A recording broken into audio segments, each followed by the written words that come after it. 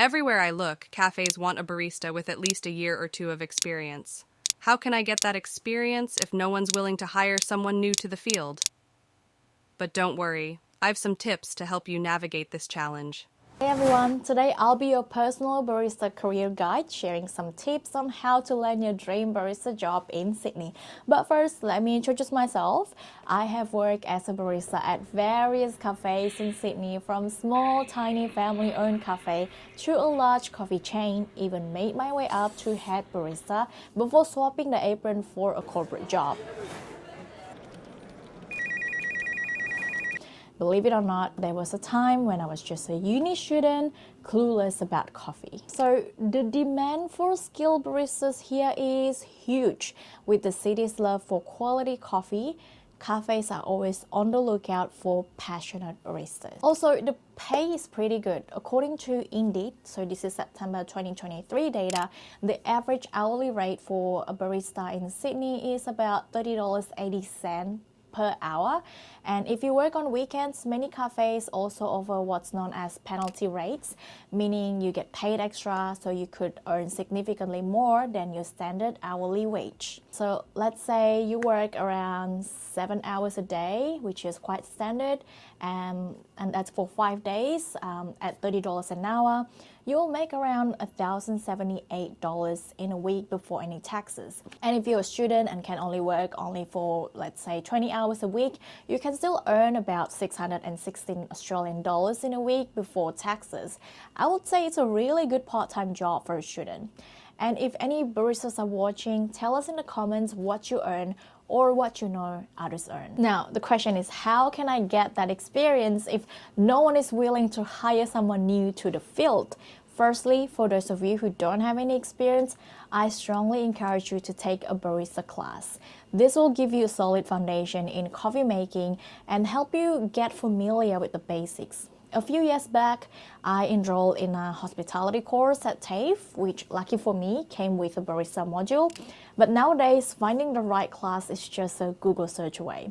Also, if any of you have been to any barista class in Sydney and have some favorites, please feel free to drop them in the comments below. After your course, you might still need to practice getting your milk just right or perfecting your latte art. But you will know the basics, like the difference between a piccolo and a latte, current coffee trends, and how to temp the coffee correctly, and even just the basic workflow. Therefore, starting in a junior barista role after taking a course can be a great option. You'll have the chance to learn from experienced baristas, practice your skills, and get better over time. Please note, this role often requires you to be an all-rounder too, meaning you are expected to do other duties beyond coffee, such as taking orders or helping in the kitchen, but this will give you a lot of experience and to learn from the experts. By the way, if you're looking for tips on frothing milk or crafting basic latte art, I've got some videos linked below. Remember, these skills need patience and practice. Thank you so much Voskos for sponsoring this video. You know, with everything getting pricier here in Australia, we're looking for ways to save a bit, especially on our daily coffee. Whether you're super busy, chilling at home, or out camping, Voskos is your new coffee buddy. Their espresso shots, super easy to use. Grabbing an iced coffee, grab some ice, milk, and a splash of Voskos espresso. Boom, you're set. You can also make other cool drinks like long blacks or even flat whites with just some hot milk. And for the campers and travelers out there, Voskos has these neat coffee drip bags. Just add hot water and there you have it, a great coffee, hot or cold. It's like having your own little coffee shop in a bag. With Voskos, you're the boss of your coffee. And the best part, it won't empty your wallet. Cheers to that. And here's a special treat for my audience. Use the promo code B10 for 10% off any items from Voskos. Happy sipping! Now, if taking a barista course isn't an option for you right now, that's completely okay. You can still start by getting a job in a cafe, like working as a waitress, helping in the kitchen, or handling the cash register.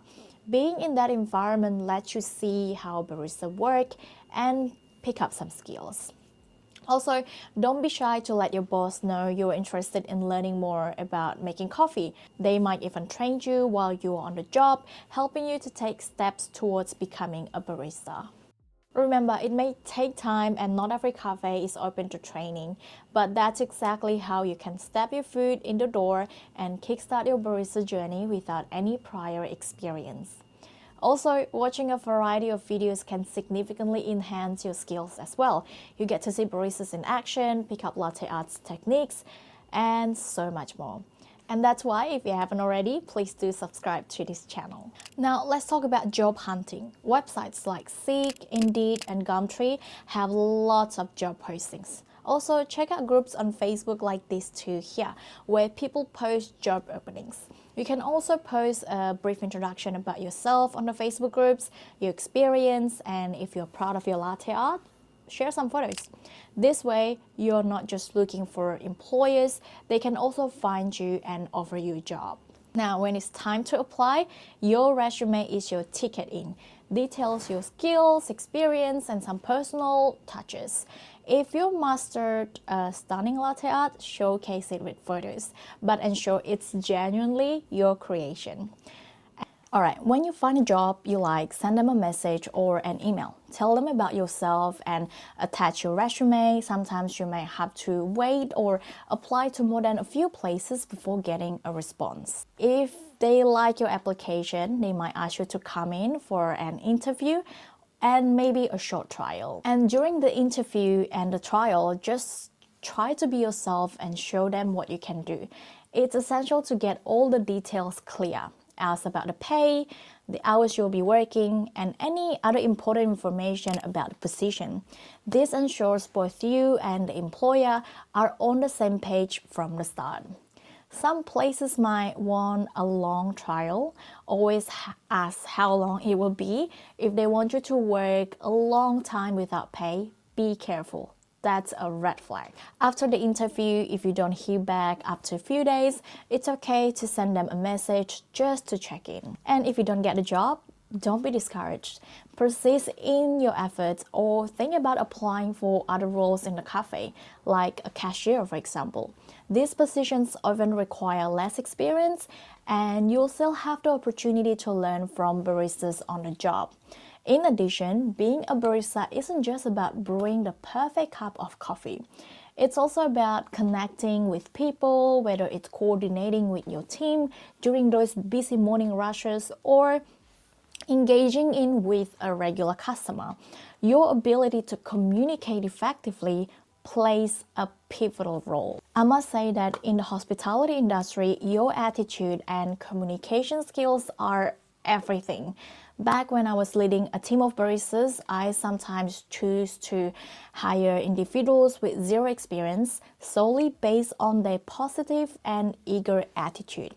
From a manager's perspective, I would much prefer training someone from scratch who is enthusiastic and keen to learn rather than bringing on someone with experience but a poor attitude. Now, during interviews, your language and communication skills can make all the difference. It's your chance to persuade potential employers of your passion for coffee and your fit within their team.